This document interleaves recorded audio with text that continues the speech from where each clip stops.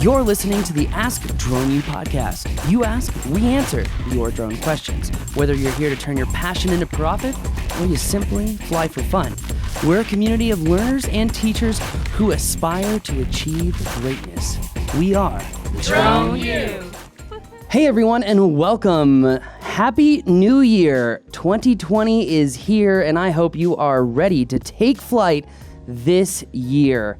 If you're a lot like me, then you love to fly. And if you're even more like me, then you love turning your passion into profit.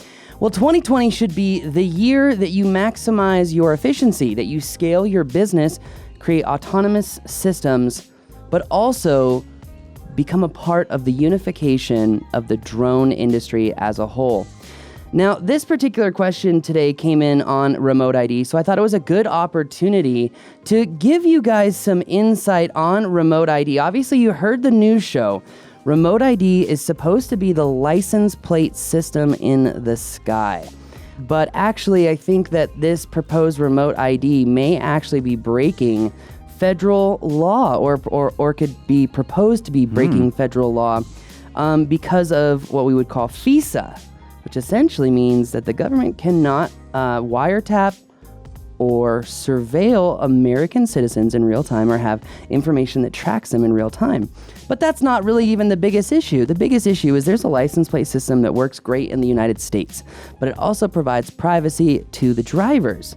So we're going to be talking about the potential problems. We're going to be talking about the potential solutions. We're also going to give you resources on responses that, could really help in unifying our response to the FAA on the NPRM. So, what am I talking about?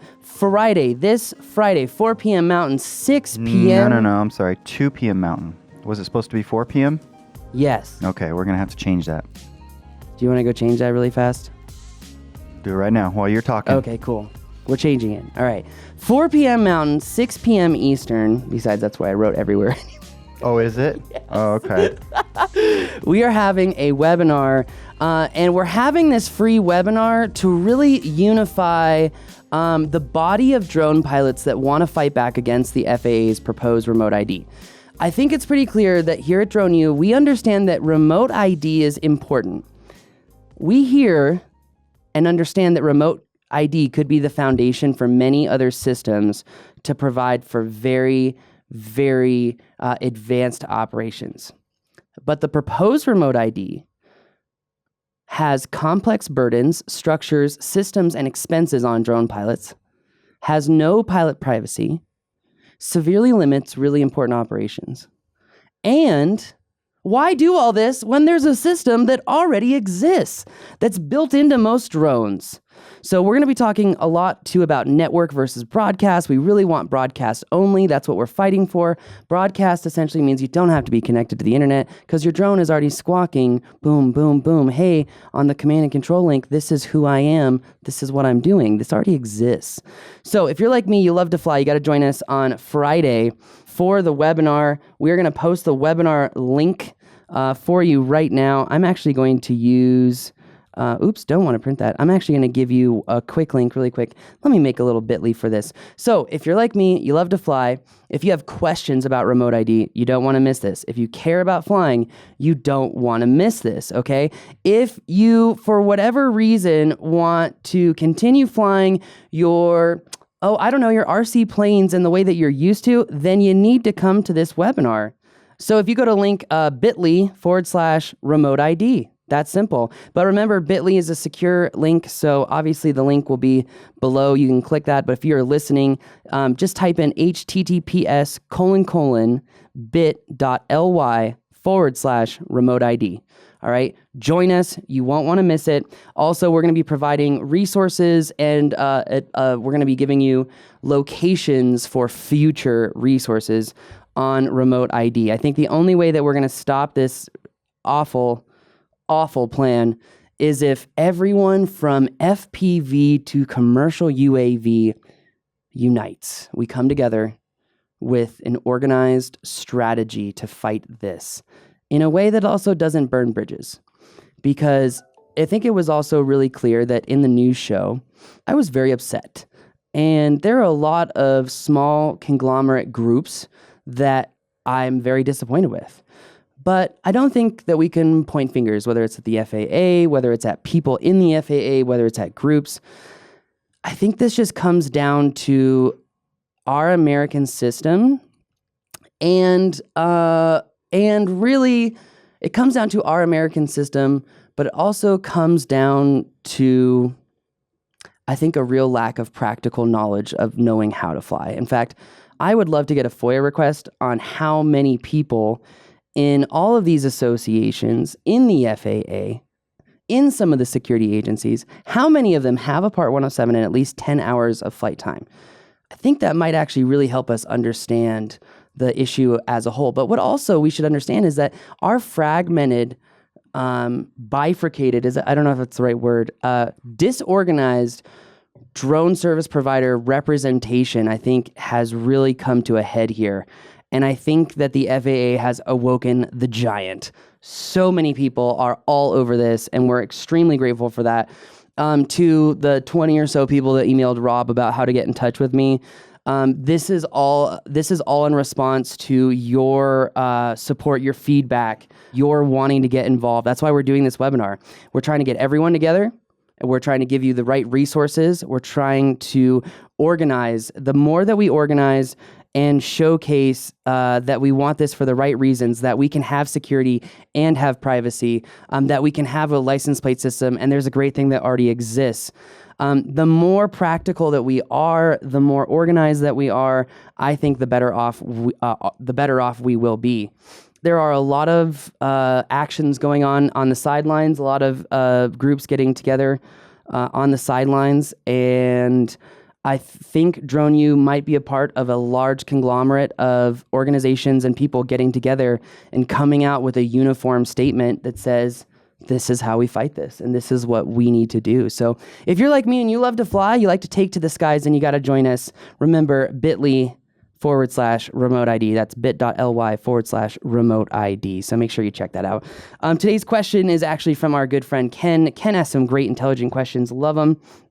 If you have a question, please do not be afraid to go to AskDroneU.com. We love these business questions. You know, with the fly-in coming up here in April and the fact that we're having a huge business class for 2 days, I love these business questions.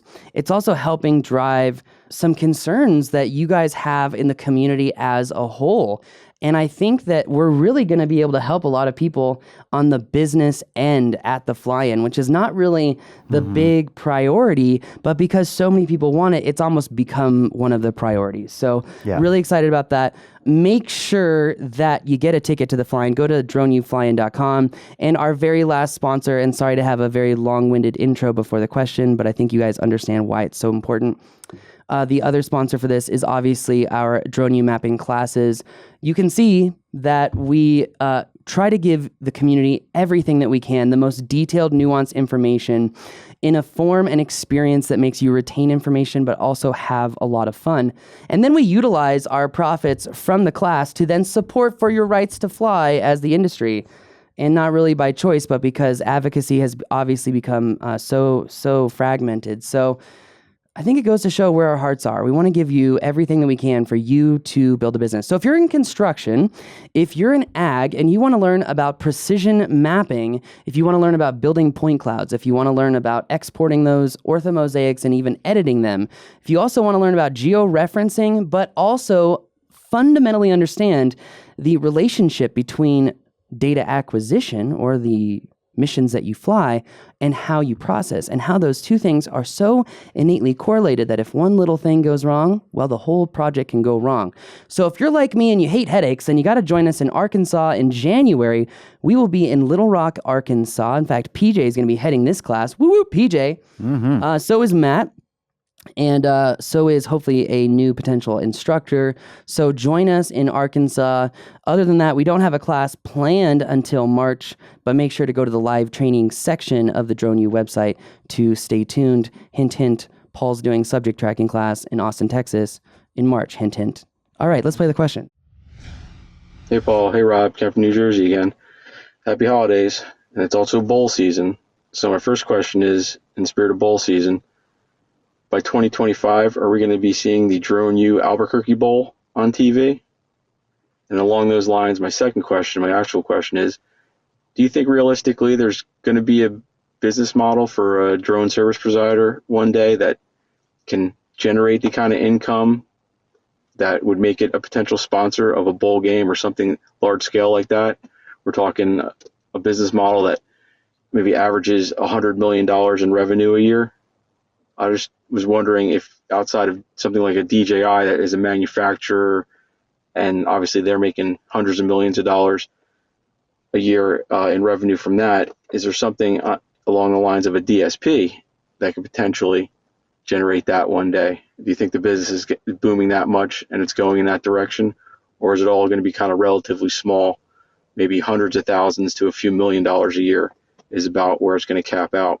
You guys are good at business. I just want to see, based on your experience, what do you think it's going to cap out one day, or just is it something you can't really determine at this point? Appreciate all you guys do, and I'll talk to you later. Ken, thank you. It's always good to hear from you because, as Paul mentioned in the intro, you always have good, thoughtful, intelligent questions, and so this is no exception. Lots here, but we have to address, first of all, the bowl situation. There already is a New Mexico Bowl. It's pretty boring, too. Sorry. I just threw that out there. Well, okay, so you're going to go that direction. Sorry, but I'm just the What I guy would who say- says, okay, let's call a spade so that way we can improve said thing to make it better. That's why. Fair enough. That's going to be very difficult in the bowl paradigm that we currently exist under because, frankly, I think they're all boring except for three of them, which is the playoff and the final game. That's my personal opinion. But then again, I'm not an alumni of one of the big conference schools, and so I suppose those folks are more into... I will say this. I have never been to... That's not true. I went to the Rose Bowl a couple of years ago when Oklahoma played Auburn. Pretty sure that's who it was. That was amazing. It was a blast, right? Was it Auburn? Oklahoma and Auburn? I don't know. I was there, but a couple drinks. Anyways, that was amazing. However many people there, 900 or 90,000, 100,000, whatever can fit in the Rose Bowl. The environment, the experience was incredible. However, how many bowls are there now? Too many. Thank you. There's maybe a handful that I think are solid, don't want to miss bowls, but then anyways, I'm starting to ramble. New Mexico Drone U Bowl someday, we can hope. We can hope, but we might need to make $100 million per year, like Ken is proposing, in order to afford said bowl. But he True. does bring up, in his question about how can someone like him make $100 million a year, there's a lot of really ideological questions in this. Like, how much money do you really need to make to be happy? Do you really want to scale your business to that extent where you're making $100 million? And what is the definition of success for you? Because before we get into what would you have to do for a business to actually make that kind of money, before we get into that, I want to ask you a question, Rob, which is, what income level would you be satisfied with?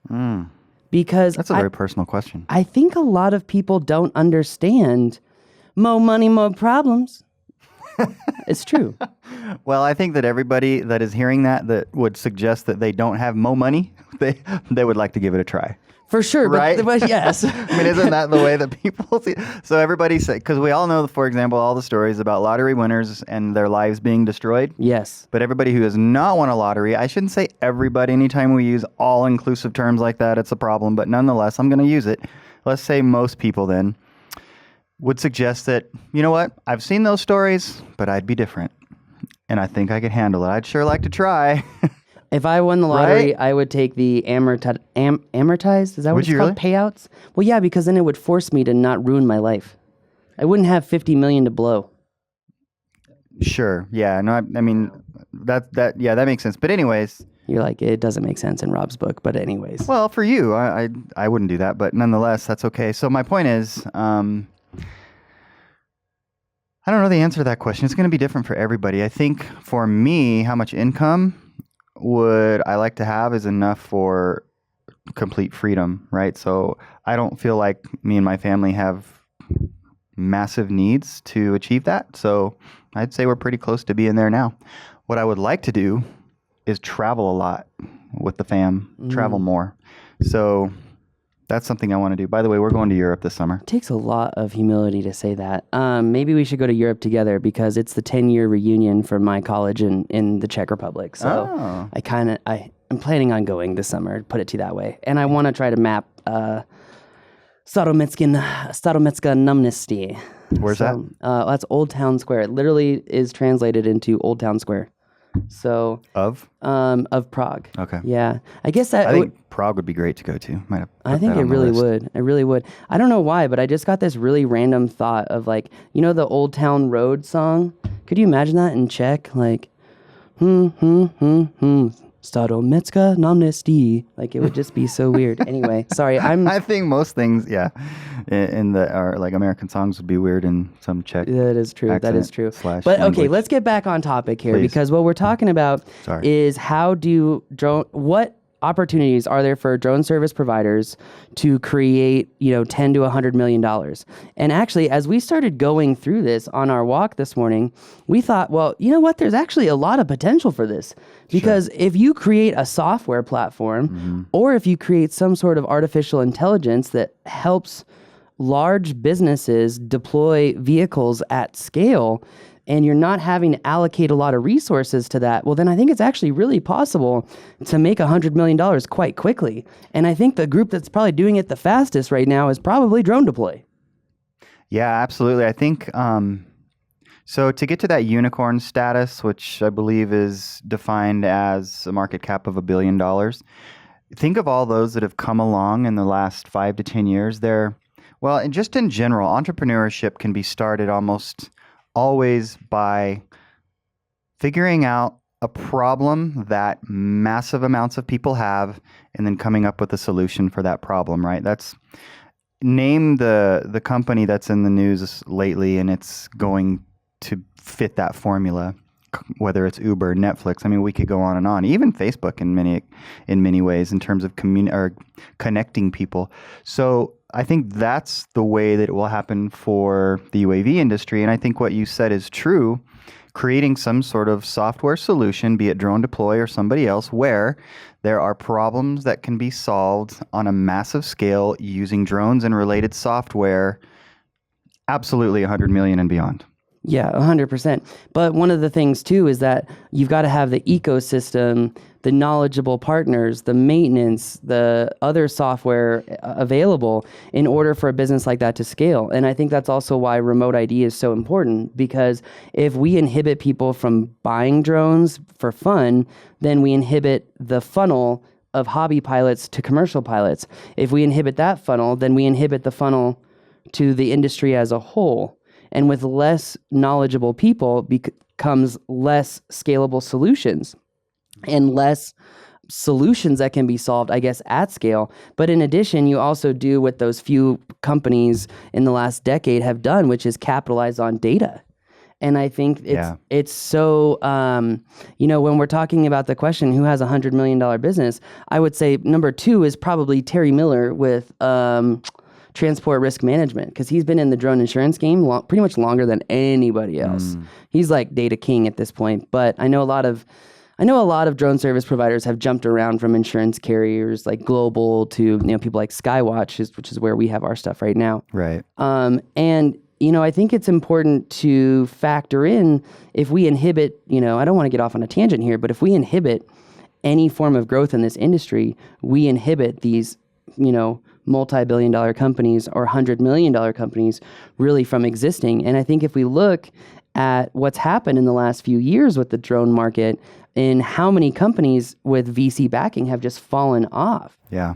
Right? Is that a factor of the market not being educated? Is that a factor of the market not being big enough? Is that a factor of failure of implementation or real world, it's probably all the above. Yeah. And I think the UAV industry has a particularly large challenge in terms of the privacy issue and some of the fears that are pervasive throughout, humanity, not to overstress something, but I would say the majority of people particularly those that are not in the industry. But so let's take the people that are in the industry in some form, even if it's for fun.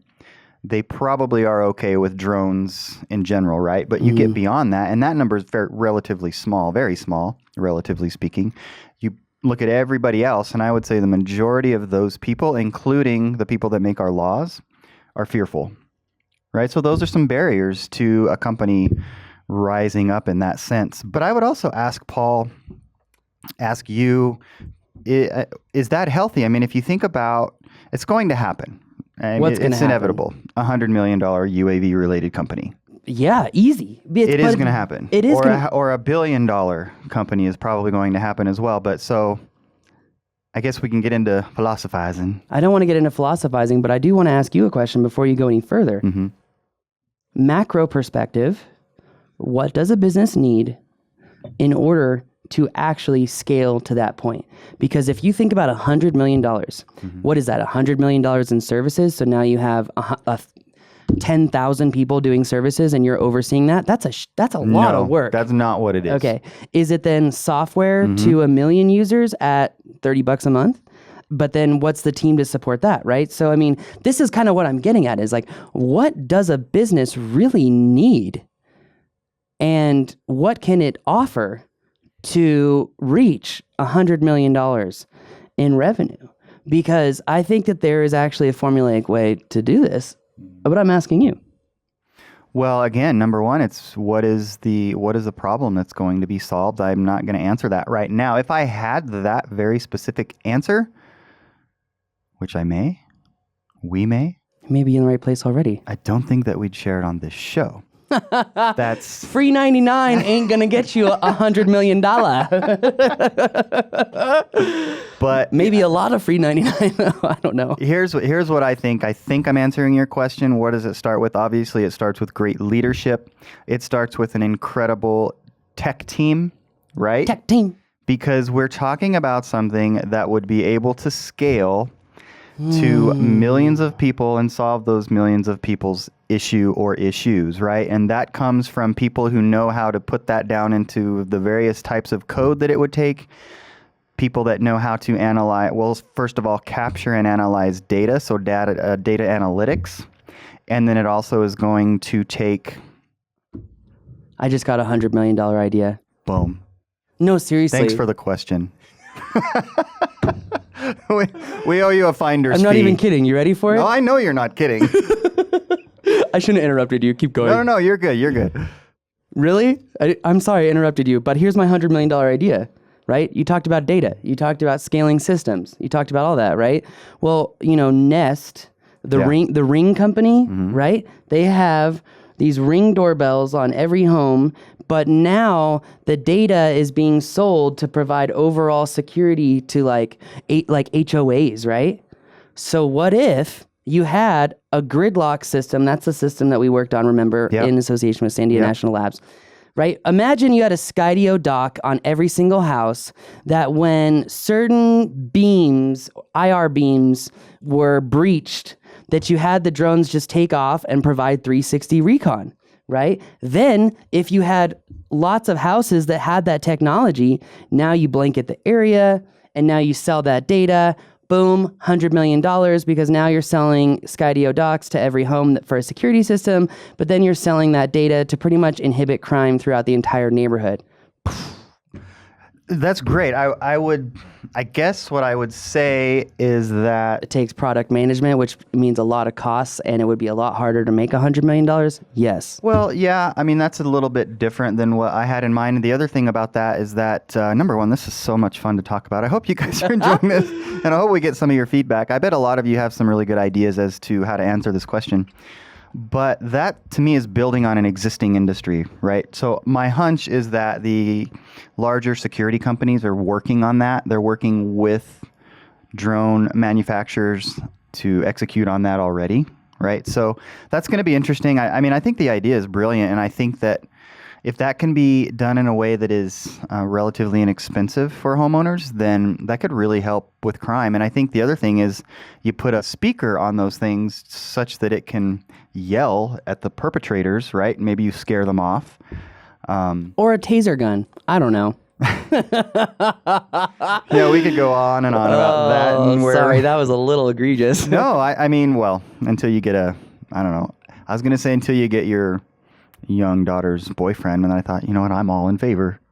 So you are pro taser gun from the drone. All of the sudden, I am By the way, pro taser. that's currently illegal. Do not do that. It's not endorsed by Drone U or anyone thereof, okay? No, but we're going to start a lobby. Well, we are actually starting a lobby, and I but think not that for that. all of you dads out there, particularly of young girls, will jump on that bandwagon. Anyways. I'm trying to remember if I ever dated a girl that would have a dad as hardcore as you. I'm like trying to remember. I'm going to take that as a compliment. One time I got the door answered with a shotgun. That was fun. I've not been that hardcore yet. All right, we're not going to go down this path. Let's go back to what does a business need in order to actually get to $100 million? I'm not talking about audience. I'm not talking about the potential for the revenue. I'm talking about internal, the company. What does it need? What does the leader need in order? What does the leader need? I mean, you talked about scale, right? I feel like a lot of business men and women, especially those that come out of corporate America, have absolutely no idea what it means to run a business. Because when you get trapped in this box of 9 to 5, and that's what you think work is, well, you're in for a little shocker there, Bobby Bo. Sorry, but I mean, like, in order to create scale, you need a lot of systems that are almost autonomous. That way you're working on a lot of different things with very little input so that they can run themselves, so that these systems feed into a greater system that ultimately runs the business. I guess. So is that the answer that you were looking for, is systems? Part of it. I didn't know if you were asking for characteristics of the leadership. No. Such as humility, That's very selflessness, important. some of those that's not what you were getting Be at. like Rob, not like me. Let's stop. You were thinking more along the lines of the systems that would need to be in place to make it all go. Certainly. What does the business need? Does it need, a 3,000 square foot office? Or does it need a strategy, smart goals, and... Okay. I would summarize it like this. This is very, very rudimentary summary, but nonetheless, I would say a great idea, great leadership, and great people. So culture before, people before profit? People before profit. Meaning the people in your company? Meaning, I think, we're getting into a lot of tangents here that I think are fun and potentially helpful, but I don't know that we're actually answering the particular question that he asked. I think it's those three things, and then it's understanding how to deploy the technologies that are so important nowadays, which includes artificial intelligence. You're going to need people that really understand that and how to incorporate that into something like this to make the idea go. And I think that is part of the systems that you're referring to, because AI is such a big part of making a system efficient nowadays, right? In terms of scale. And so you've got to have people that know how to, again, coming back to technology, data analytics, and then artificial intelligence, to know how to bring sort of all that together in a productive way. Sounds really simple, doesn't it? But it's very, very complicated and difficult. If you were to summarize what a successful business owner needs to have as far as two characteristic traits. Hopefully you know where I'm going with this. Business owners, 2 traits to be successful. What are they? Oh yeah, I know where you're going. So it is clearly, and I really, really believe this. I do too. It's self-awareness and a work ethic, hard work, right? Couldn't agree more. Yeah, and can you work on yourself, meaning self-awareness? Can you really internalize the problems that you have? I know you guys see my problems, and I'm trying to work through them myself, but it's not always that easy. As a third-party objective party, it's a lot easier for you to make interpretations as far as what other people have issues with. The hard part is looking inside. The hard part is internalizing your problems. The hard part is, are you willing to work on yourself? Because your problems will perpetuate through the business. They will perpetuate through the staff. They will perpetuate through your personal relationships.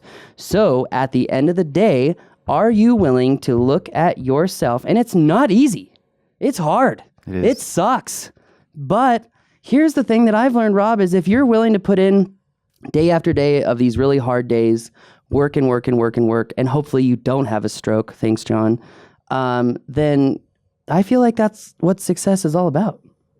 I really do. I mean, I really do. I also think enjoying your job is pivotal for success, and enjoying what you do is so pivotal. And that's why I tell people, like college, you got to do a little exploring when you start in the drone industry and figure out what you like doing. Because there are people that have $1 million businesses that are mapping golf courses. And that's all that they do. Mm-hmm. That's literally it. Okay. And they're happy doing it. And they're happy doing it. Yeah. Yeah. There are other people that map cell towers. And they're not happy. Sometimes they're not happy because they're out in the middle of nowhere and they're away from their family all the time. You have got to address the client quadrant. Who do you want to serve? What do you want to do? The happier you are, the more grit you'll have and the more likely you'll be successful. Yeah. And sort of, I guess the last thing I'll say on this is that while I do believe that there will be those types of businesses, meaning that size within the UAV industry, like any industry, the bread and butter is still going to be the small DSPs, I think. Just like in America, I think, 2/3 of all employees are employed by small businesses. Mm-hmm. And so I think that formula rings true, maybe even more so in this industry than